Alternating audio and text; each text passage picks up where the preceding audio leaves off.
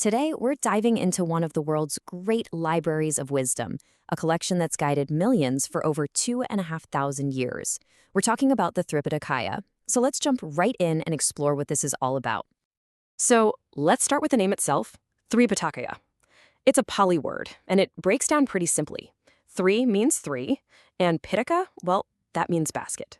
So what we're literally talking about here are the three baskets. And this isn't just some random name. It's a really powerful way to think about how this massive collection of knowledge is organized. And here they are, the three baskets that make up the whole structure. First up, you've got the Vinaya Pitaka, which is all about discipline. Then we move to the Sutta Pitaka, the basket filled with discourses or teachings. And finally, we'll get into the really deep stuff with the Abhidhamma Pitaka, the basket of philosophy. Let's start at the beginning with that foundation. Okay, so our first stop is basket number 1, the Vinaya Pitaka, the basket of discipline. That word discipline, it makes you wonder, right? What kind of discipline are we really talking about here? Well, this basket is basically the rule book, the ethical code for the Buddhist monastic community. We're talking about the monks, who were called bhikkhus, and the nuns, the bhikkhunis.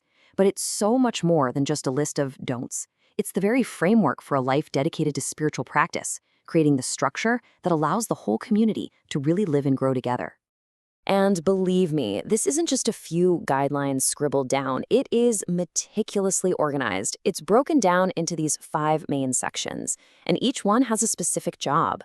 For instance, the Parajika Pali covers the really serious stuff, the kind of offenses that would get you expelled. Then you have something like the Paravara Pali, which is almost like a study guide, a summary of all the other rules. It just goes to show you how incredibly comprehensive this framework is. All right, so if the first basket gave us the how-to guide for living a disciplined life, this second basket gets to the why. This is where we find the Sutta Pitaka, which many people consider to be the real heart of all Buddhist teachings. Exactly. If that first basket was the instruction manual, this one is the collection of profound teachings and wisdom. It contains the Sadharma, the core teachings that the Buddha himself delivered. And he wasn't just talking to scholars, he was talking to everyone, from kings and queens all the way down to local farmers.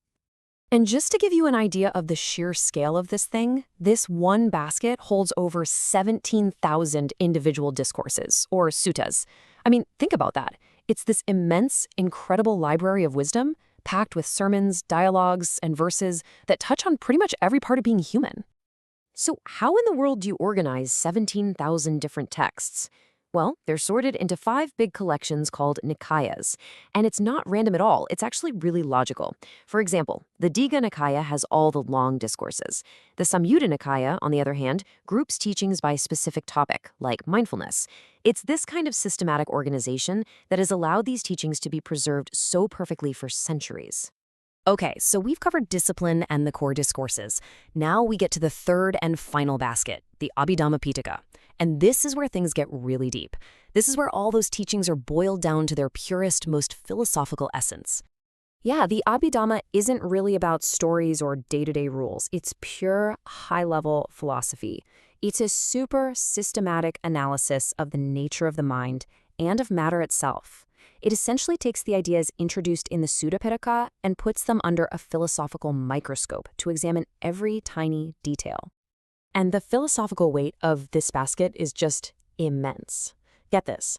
Of all the sections of teaching, or Dhamma, in the entire Thripitakaya, a staggering half of them, 42,000, belong to the Abhidhamma alone. That just tells you that this is the deep analytical core of the whole canon. So how is all this deep philosophy laid out? It's organized into 7 main treatises, and they tackle some incredibly complex topics like the nature of consciousness or the intricate laws of cause and effect. I mean, the very first book, the Dhammasangani, is basically a detailed catalog of every single possible state of mind. It's a truly systematic, almost scientific exploration of reality itself. So, okay, we've got our 3 baskets: discipline, discourse, and philosophy. But what's the thread that ties them all together? What's the core idea, the guiding principle for how all this knowledge is supposed to be used? This quote from the Anguttara Nikaya just captures it perfectly. The teaching and discipline shines when manifest and not when covered. The whole point of this massive collection is that it's meant to be brought out into the open, to be explored, questioned, and understood, not hidden away. The idea is that wisdom, true wisdom, shines brightest when it's out in the light for everyone to see. And that really leaves us with one last big thought. The Thripitakaya was put together more than 2,500 years ago. So the real question for us, living in our crazy modern world with endless information and distractions, how can a body of wisdom this ancient, this profound, still shine for us today?